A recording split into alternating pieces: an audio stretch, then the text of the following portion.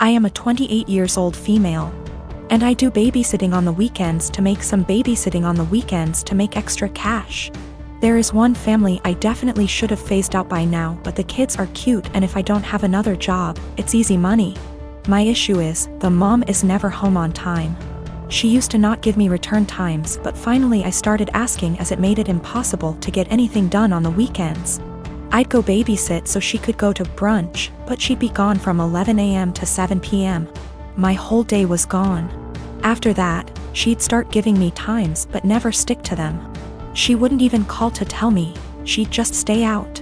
On Saturday, I got to her house at 6 and she was supposed to be home by 9. I told her she needed to be on time because I had plans to go out with friends.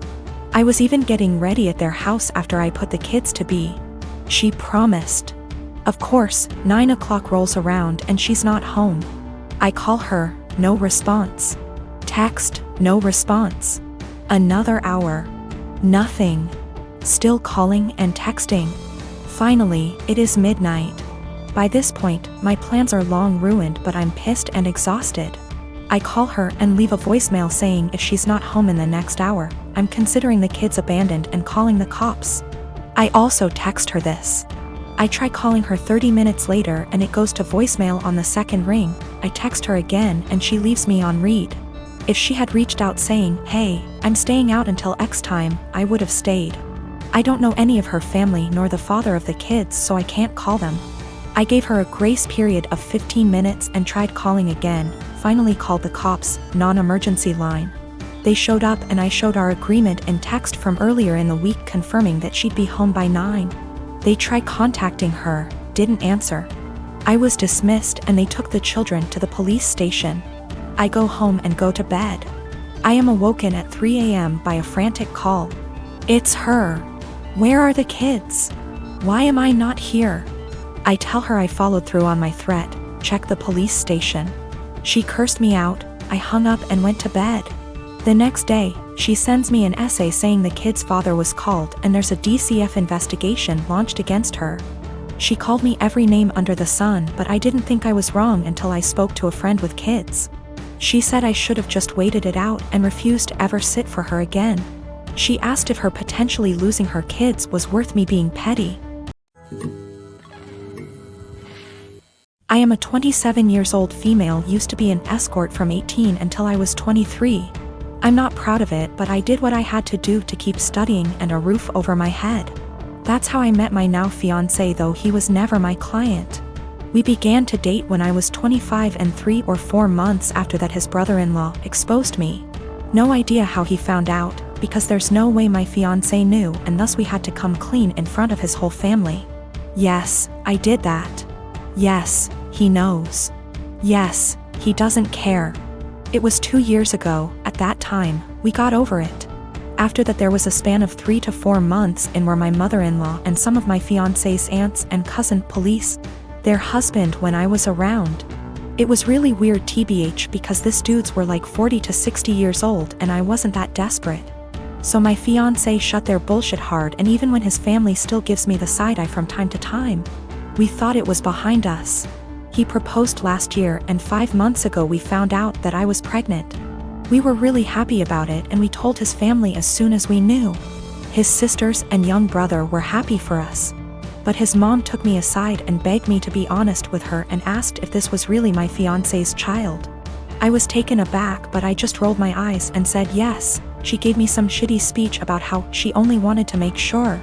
And that she was happy to be a grandmother. Well, last weekend we were at his parents' with his family and some of his friends, and we were talking about the name.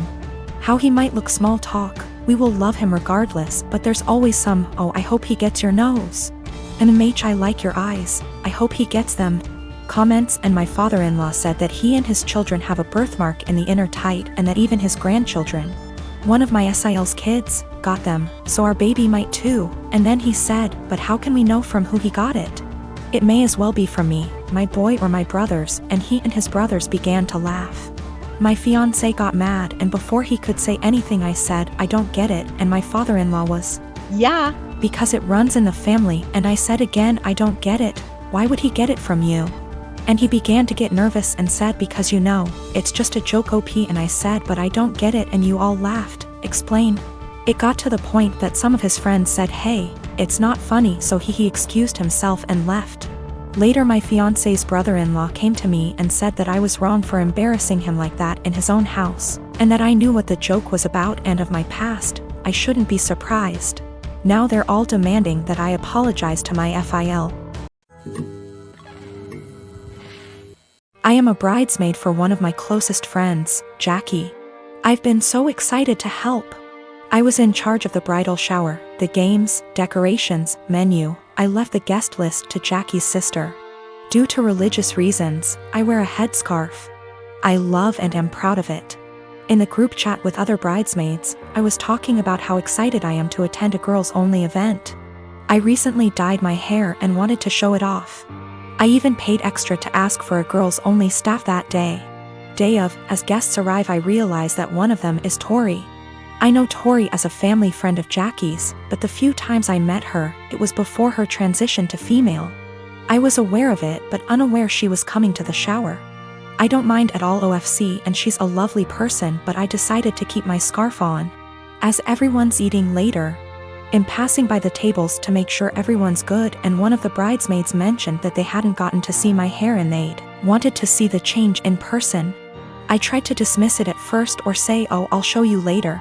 But the other girls at the table got curious. I got uncomfortable and I just said, oh, I'm actually not really comfortable taking it off right now. When pressed as to why, I said there's guests I don't feel comfortable taking it off in front of. There was a collective. Oh. And I thought, cool, that's over. But one girl got aggressive and asked if I'm referring to Tori. She's loud and other tables turned to look. I don't answer. The girl asks if I wear one around men, so I say yes. She says there's no men here, so clearly you should take it off. I tell her again that I'm keeping it on. Another bridesmaid defends me and tell the girl to chill out. Tori comes over and says me not taking it off is a slap in the face to her identity. I'm just shocked and had no clue what to do. Eventually Tori and a few girls left saying they felt it was disrespectful.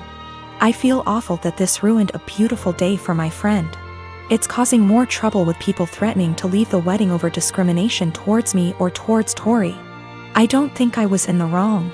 Just as Tori can be Tori, I can be me. I feel like it would be the equivalent of me making Tori or someone else adjust for me. I feel like we should just accept and respect each other, rather than be woke one-sided. My question is more about being honest as to why I couldn't.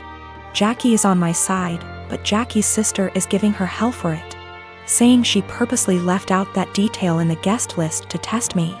Jackie says I should have brushed it off and said I was having a bad hair day or avoided giving an answer. I didn't ever mention Tori's name in my answer, and I don't think my answer was rude. But seeing how much stress it's causing him, thinking I should have made up a lie? When I said no, Tori and a few others pushed it, and Tori gave the ultimatum that I have to take it off as a sign of respect or they would leave. I said no. They ridiculed me, my faith, and even the bride and others for defending me. They were blatantly hateful towards my religion, and Jackie's sister purposely arranged for this to happen. For the religious standpoint, I am not aware of where she is in transitioning or what her sexual preferences are. I would never ask either, as that is personal. But that is information I would like before making a decision on how comfortable I feel with exposing my hair. Boyfriend and I have been together for 6 years, work our day jobs together, and also run a side business together. He's my best friend, and despite managing to get past and through a lot together, he hasn't proposed. His family is starting to pressure us to get married, but he said he hasn't decided yet. He has said that he wants to get married and have a ton of kids, so what he means is, he hasn't decided if he wants to marry me. My ego is a little hurt. What else does he need to know that he hasn't already learned in almost 7 years? Is indecision the same thing as a decision in this case? We both started therapy separately very recently to work through some trauma and cope with anxiety. I don't know if I should wait to see if he'll come to kind of epiphany in therapy, or if I should leave and save the decision for him. I love him a lot, and for a long time I saw a future with him. But recently I'm starting to accept signs that he just doesn't love me as much as I love him. How do I know if he loves me or if he just doesn't want to be alone? We don't live together. We won't live together until we are married. He has stayed over for extended periods of time, so we're mostly familiar with each other's habits. We are from different cultures, but I still come from a traditional family, so we have a lot of the same values. I just consider myself to be more independent. I am very uncomfortable with the idea of an ultimatum. I don't like the idea of forcing someone to make a decision out of fear or because they're backed into a corner. My communication skills are something that I'm pretty proud of, to be honest, but it's something that he struggles with. And that's one thing he wants to work on in therapy. I'm working on not projecting my fears of insecurity onto our relationship, even when he isn't communicating properly. He picked me up and I told him that after the conversation with his family, I've been feeling really insecure in our relationship. And if he's unsure if he wants to marry me, I need to know what he's unsure about. I said if we want to have kids, I really can't wait forever. He says that he is sure he wants to marry me, and he might have had a plan to propose. But when I came over, his family completely blindsided him, and now it's awkward, like they've spoiled it. I told him maybe he needs to think about if what we have is what he wants. I just feel it shouldn't be this complicated. Maybe I'm just jaded and bitter at this point and nothing will make me happy. I do believe him. He wouldn't drag me along just for the fun of it. I love him, and our lives are so wrapped up, it's very hard to leave, even if I wanted to. I just wish I could read his mind. I wanted to talk to my therapist before I made any decisions. We both had appointments the following day, and in my session she asked me if I thought I was ready for marriage.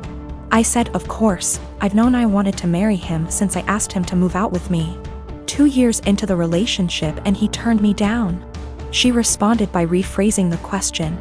She said she isn't asking if I want to marry him, but rather, is the way I currently feel about myself.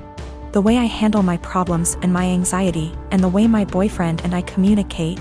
Is the way I feel in my relationship the way I want the rest of my life with this man to be? No way came out of my mouth way before I even processed it.